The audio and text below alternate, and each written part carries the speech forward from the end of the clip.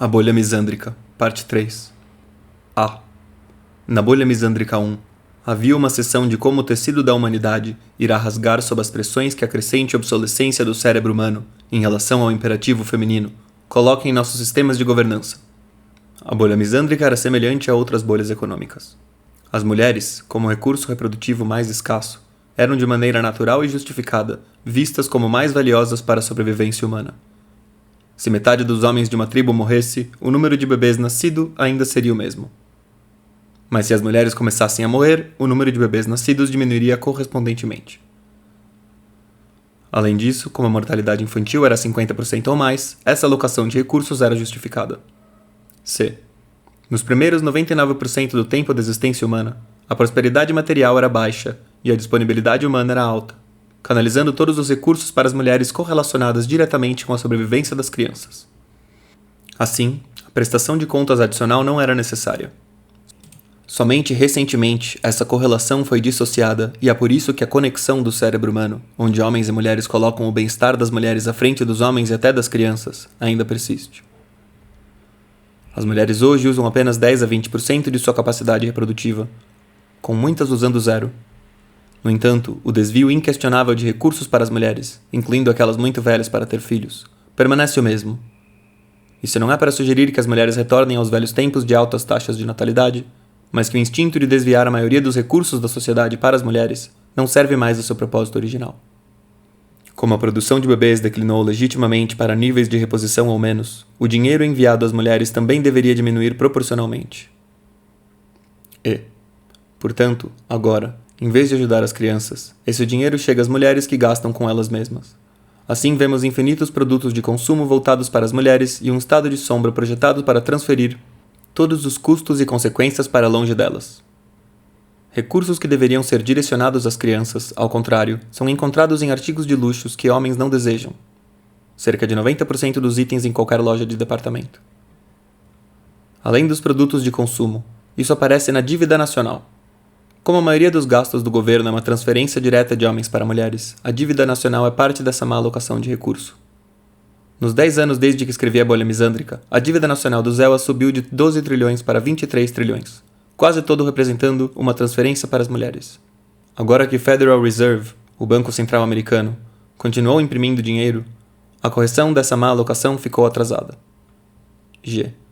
Além de haver o sexo de realidade virtual como uma tecnologia corretiva, as feministas já estão reclamando sobre como a inteligência artificial chega a conclusões sexistas, uma vez que os dados que estuda são normativos quanto ao gênero e não há dinheiro suficiente no mundo para injetar a artificialidade massiva do feminismo em todas as fotografias. Como uma inteligência artificial não tem motivos para atender demandas impraticáveis, a mão invisível do imperativo feminino corroerá quando a inteligência artificial se difundir em milhões de pequenas decisões em toda a economia. H. Esta é uma forte demonstração sobre como um aspecto importante da mente humana está obsoleto. Quando esse erro de alocação de recursos corrigir-se, como ocorre com todos os erros de alocação de recursos quando passa um tempo suficiente, ele estará entre os eventos mais turbulentos que a humanidade enfrentará. O tecido de nossa humanidade anterior será rasgado em pedaços. O que surgir depois disso pode ser muito diferente. Todavia, a alocação incorreta de recursos, o afastamento de pessoas que levam a sociedade para frente e as pessoas direcionadas a não contribuir para o avanço da sociedade, não serão mais o status quo. Por esse motivo, só o fato de estar ciente do imperativo feminino, ao contrário dos outros que não conseguem notar mais do que o ar que respiram, coloca você no escalão daqueles que evoluíram mais longe da obsoleta psicologia evolutiva humana. Portanto, a anti-misandria é o nível mais avançado de consciência sociopolítica até hoje. Conselho para jovens mulheres. Essa sessão conterá muito ódio, embora nenhum desses conselhos seja incomum para os padrões da avó, de qualquer pessoa ou de qualquer mulher contemporânea fora do ocidente da anglosfera. Mas espero que eu possa salvar milhares de jovens mulheres de arruinar suas vidas ouvindo tanto feministas quanto corno-conservadores. A. Esse é o gráfico mais importante para ajudar a orientar suas principais decisões de vida. O valor de mercado sexual de uma mulher atinge seu pico muito mais cedo do que o de um homem.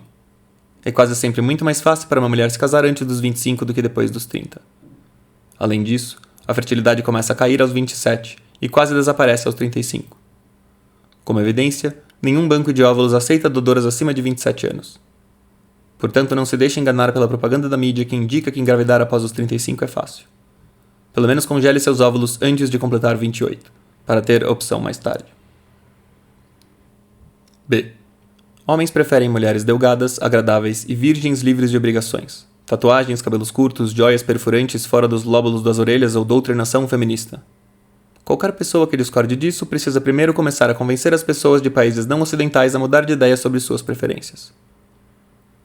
A boa notícia para as mulheres imigrantes é que elas não precisam de muita coisa para competir com as mulheres estadunidenses, britânicas e canadenses que optaram por se afastar dessa descrição. C. Dito de outra forma, uma jovem atraente que deliberadamente piora sua aparência ou até se deixa engordar é análoga a um homem jovem que herda 10 milhões e a desperdiça.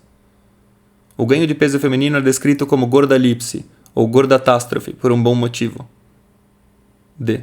Se você for jovem e prestar atenção nos itens A e B logo acima, verá que não terá qualquer dificuldade para uma jovem mulher mediana se casar com um homem bom e ter uma carreira. Tudo o que terá que fazer é resistir à pressão social de tomar decisões ruins, isso é, feministas.